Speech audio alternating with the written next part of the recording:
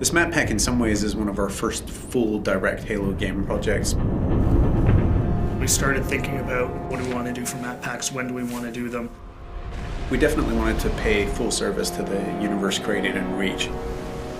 One big consideration when we were working was how do we fit this to the fiction? All these maps are unique from the story standpoint of being places that are snapshots around the Reach universe as Reach is falling.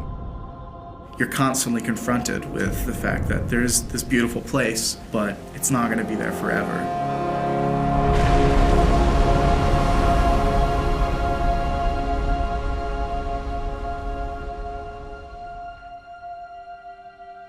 Coming up with the sort of spectrum for a map pack is a really straightforward business and at a very high level. You just say, what do we already have and what do we need to kind of flesh things out?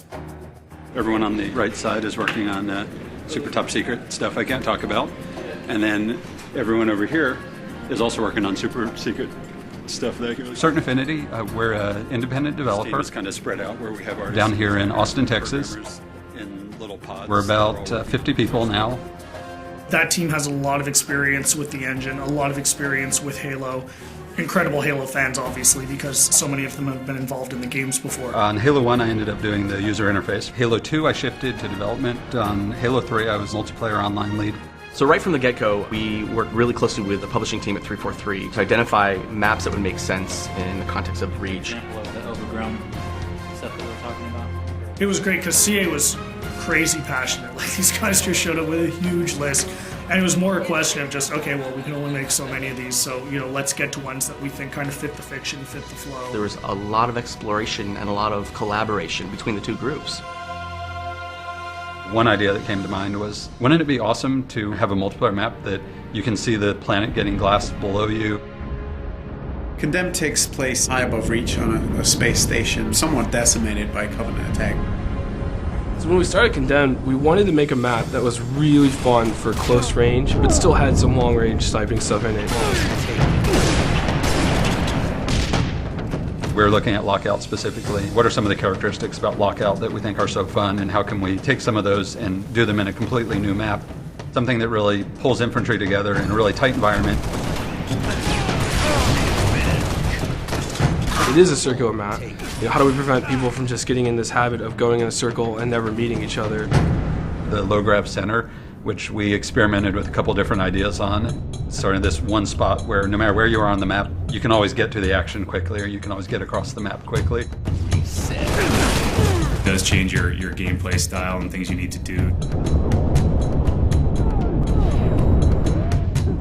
And you're kind of a sitting duck when you're sitting out there in low gravity, floating around.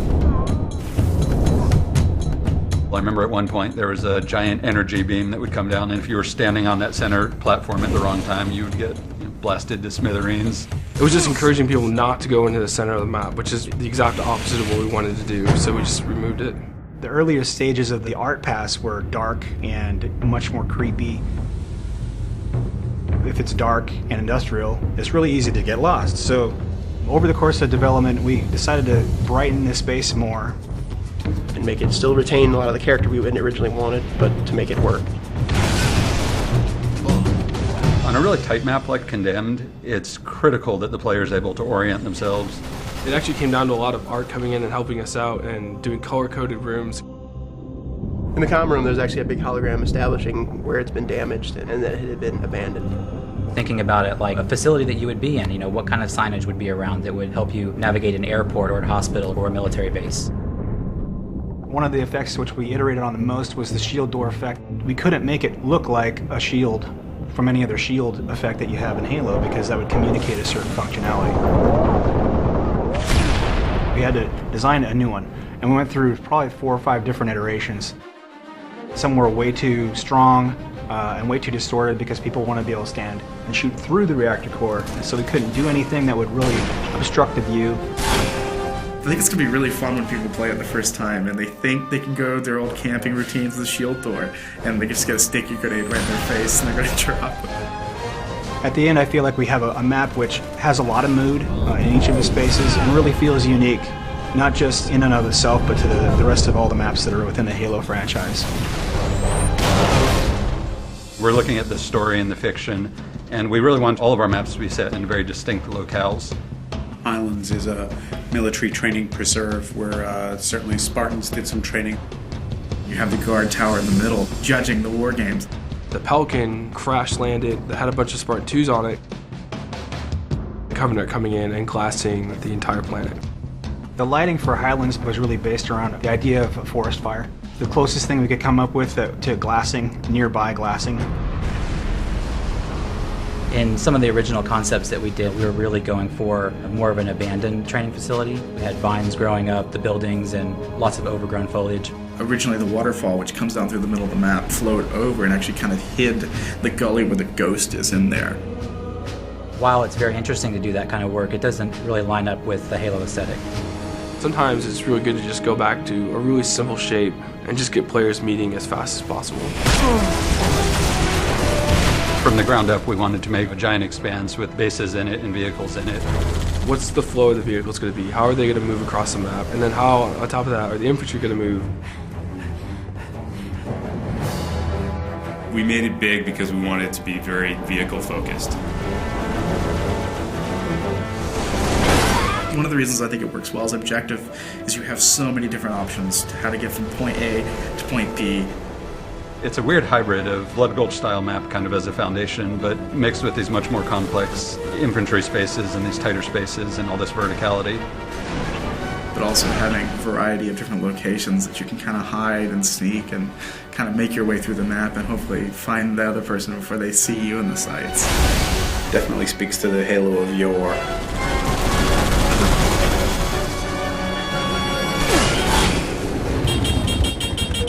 The new expanded firefight support meant that we definitely wanted to put in another firefight map. Unearthed is a really dusty, dry, arid environment. Reach is an industrial world, and its main purpose is a kind of military-industrial outpost at the far reaches of human space. It's quiet. You can see the tire tracks on the ground where there's been human activity, but it's gone. It's a ghost town. It's a ghost world. So you're seeing this huge open-cast mining facility with these kind of step plateaus where the minerals are being extracted from the ground. The complex itself is built right next to a meteor impact, so it made unearthing the titanium really easy. Set, start. Creating a firefight map is a very different experience. We have to account for all these different types of AI of all different sizes, of all different movement types. Phantoms come in and supply the enemies to the outer perimeter. Hunters are almost 2 times the size of a player. When you go to put a door in, can this giant hunter fit through it? We really wanted to make a map that would allow people to jetpack from multiple levels. We wanted people to be able to armor lock in hallways and block the AI and get them to have to move and do different things. We cater to a wide variety of playstyles. If you want to do close quarters combat, there's opportunity for that in there. If you want to just get in a vehicle and run havoc and run over, 40, 50, 60 grunts, then you can. They want more vehicle combat in firefight because that just adds a different dynamic than just being a Spartan on foot. There's an inherent oval racetrack, and we have warthogs. So you put 2 and 2 together, you can run laps through the map. So there's literally through the main structure, and then under the bridge, and then back around. You can load up with your buddies, get a rocket launcher, ride and shotgun, and then run laps and just rack them up. Just mauling through tons of Covenant. It adds this kind of exclamation point on the excitement and fun that is firefight.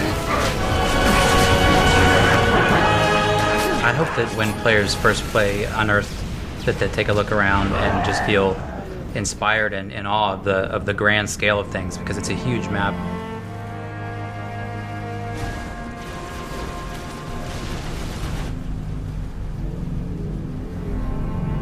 Unearthed is the calm before the storm. Highlands is the storm itself, with all the Covenant ships and the glassing that's happening right there on your doorstep. And then with Condemned at the very end, watching it all kind of go up in flames.